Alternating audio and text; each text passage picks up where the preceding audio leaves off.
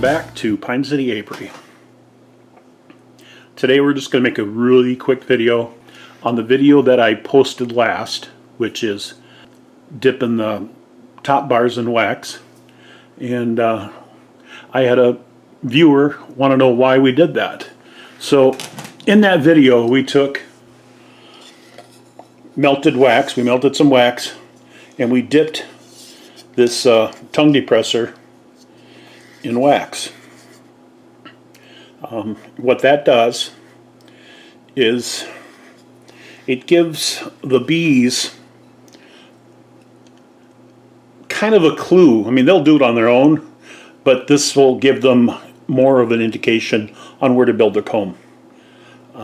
We want them to build the comb straight, so this is a tool that we use to help do that. Now, some people will use a string and put it inside this kerf from the saw blade and dip that and coat that with wax. My problem with that method is that the hive is going to get warm.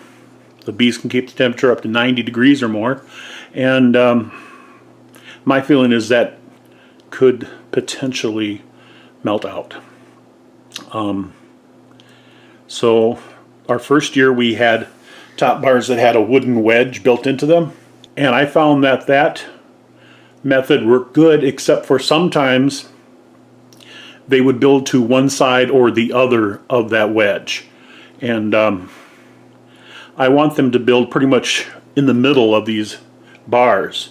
That will give them the most space, and it'll help everything out in the long run. So I'm going to use this hive that I built as a swarm trap or a nuke hive to show you kind of what I mean by that, and also to follow up on the video that we made on the rescue bars.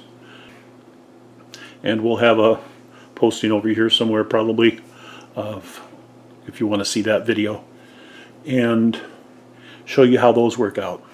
So if we take the cover off of this observation hive, we'll see that it has currently 2, 4, 6, 8 bars in it currently.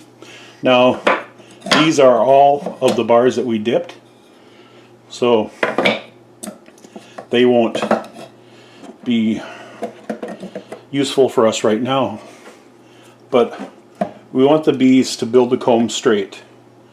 So here's an example of straight comb.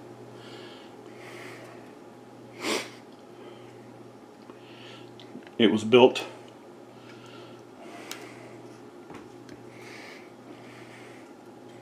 you can kind of see that it's straight.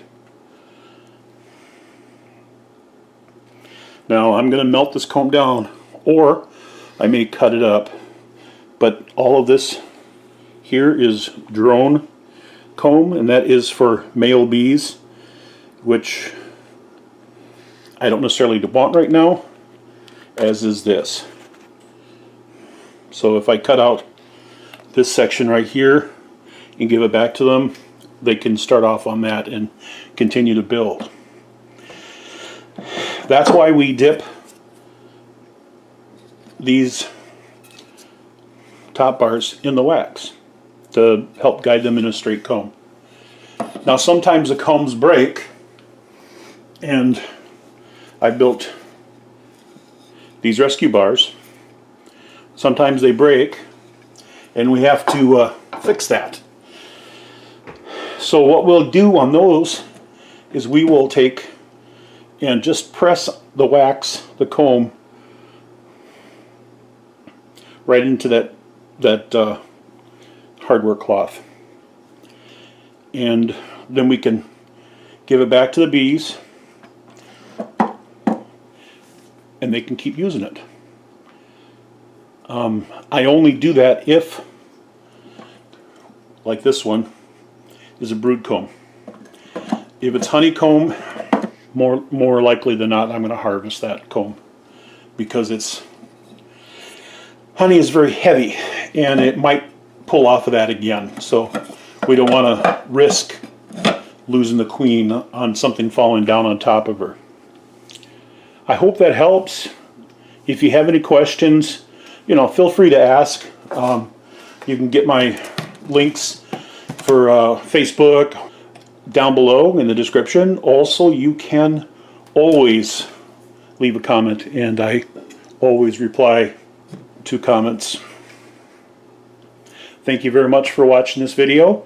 I hope you enjoyed it. I hope it was educational and informative for you. If you please, you know, go down, click that like button down there, the thumbs up, and subscribe if you haven't. I really am looking forward to meeting that 1,000 subscription mark, and I'm only about 112, I think, at this time away from it. So it's coming soon. Again, thank you very much. Have a great day.